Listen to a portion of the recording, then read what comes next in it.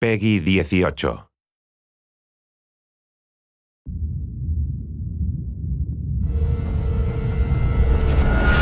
Hey everybody, Zachary Levi here in the heart of London's famous West End.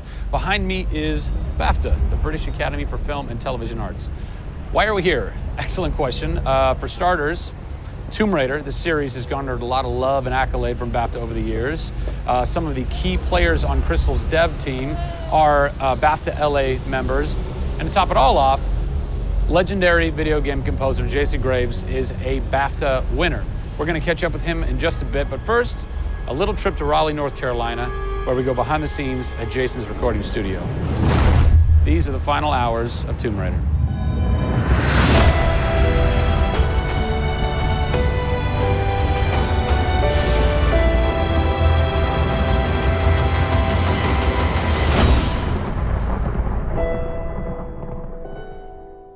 First thing we did was the theme. There have been many composers in the games or the films, but they've always used the original theme. They said, we want to start with a clean slate, a new theme. I did it on piano, very simple. I was really scared just to send it because I'm like, I don't know, I think this really works, I think I like it. We ended up taking that exact theme. The first demo I sent was on the first trailer. That exact same arrangement.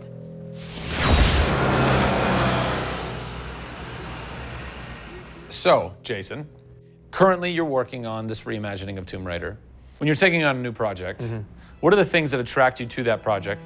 The heritage of a particular game, I think, obviously. And don't even get me started on Tomb Raider. I literally almost drove off the road. I was on the phone with the audio director. Like, oh, stoplight! And I had to pull over a little bit to not hit the car behind me. What I loved about Tomb Raider, what really drew me to the project was they had no pre-existing conditions. Because they wanted to get out of what it used to be. They wanted something new. They wanted something fresh. Jason's done hundreds of games at this point.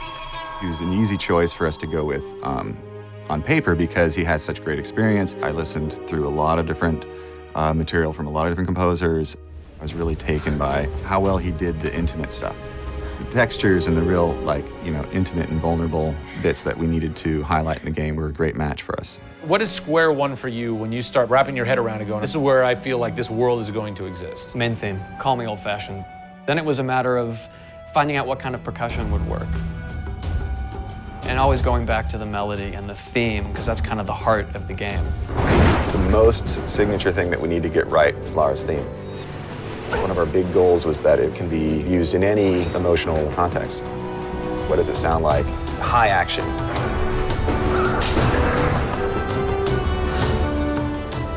What does it sound like when she's in pain?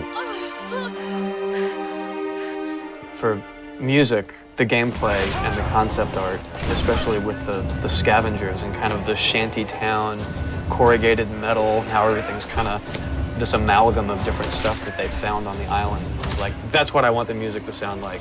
The bad guys are playing the music now. Alex said something like, it'd be really cool to have something, chains on a metal board or like you're banging a metal fence. 2 weeks later, Jason calls me up and he's like, so this guy who's like this sculptor who lives right around the corner from me, I was talking to him about the idea of creating an instrument.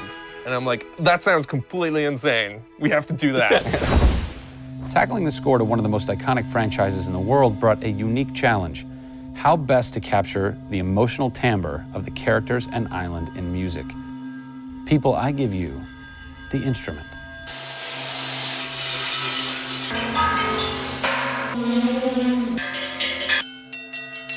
The instrument. I was gonna let Matt determine the aesthetics. I was really only concerned about the sounds that the sculpture was gonna make.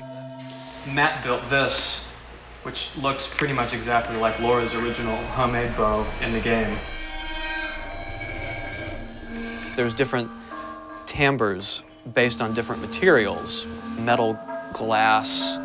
It's a direct line from the plot, the characters, the story, the environment, straight to the sculpture.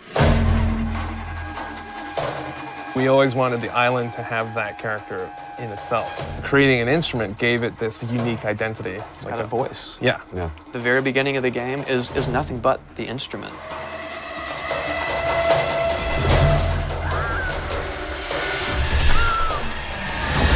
Who do you look at in video games or in film that you go, what they've done has shaped who I am and what I do for a living? They're all dead, unfortunately. What? Yeah, I know. It's classical composers.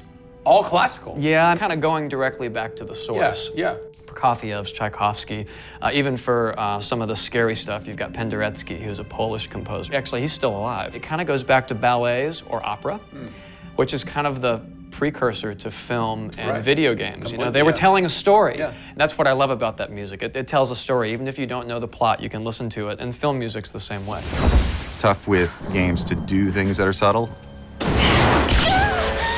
You want to make Lara relatable, make her realistic. Got another one. She went down over there. Tell her story from the beginning and show how she became the superhero she becomes. One of the first things that I ask any developer is the emotion. Because to me, that's the biggest thing that music can do in a tenth of a second. The music just, it nails the emotion. Wow, that was amazing, huh? I personally don't think I've ever sounded so good in an interview before, although Jason, Jack, and Alex are audio savants, so that would make perfect sense. I cannot wait to jump into this game, not just for the amazing action, but the emotion and mood and tone that they're going to set with their incredible skill. Tune in next time for a special secret announcement that is going to change the way you play Tomb Raider forever. See you soon.